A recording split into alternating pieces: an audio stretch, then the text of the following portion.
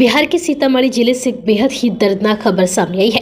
यहाँ शादी में बज रहा डीजे का तेज साउंड स्टेज पर दुल्हन के साथ खड़े दूल्हे की मौत का कारण बन गया।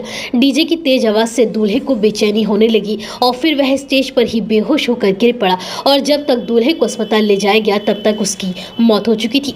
इस घटना के बाद से दूल्हे और दुल्हन के परिवार में मातम पसरा हुआ है। बताया गया है कि यहाँ पर डीजे पर प्रतिबंध है और फिर भी तेज साउंड में डीजे बजाया जा रहा था। दरअसल बुधवार की रात इंदिरावा गांव की रहने वाली युवती की शादी परिहार प्रखंड के दन्हा पंचायत के मनीथर के रहने वाले सुरेंद्र कुमार के साथ होनी थी। घर पर बारात आ गई थी। जोर शोर से दूल्हे का स्वागत भी किया गया। सभी लोग बेहद खुश नजर आ रहे थे। कुछ मेहमान खाना खा रहे थे तो कुछ नाच गाना कर रहे थे। वहीं स्टेज पर दूल्हा दुल्हन भी मौजूद थे। सामने घराती और बाराती बैठे हुए थे और तेज साउंड में डीजे पर गाने बज रहे थे। स्टेज पर आई दुल्हन ने दूल्हे की आरती उतारी और फिर दूल्हा दुल्हन ने एक दूसरे को वरमाला पहनाई। इसके बाद फोटो सेशन शुरू हुआ। काफी देर तक फोटो सेशन चलता रहा। इस दौरान तेज साउंड में डीजे भी बजता रहा था। दूल्हे सुरेंद्र को डीजे के तेज साउंड से दिक्कत हो रही थी और वह बार बार उसे बंद करने की बोल रहा था, लेकिन किसी ने उसकी एक न सुनी। इसी दौरान उसे बेचैनी होने लगी और कुछ ही देर बाद वह अचानक से बेहोश होकर दुल्हन के सामने स्टेज पर ही गिर गया।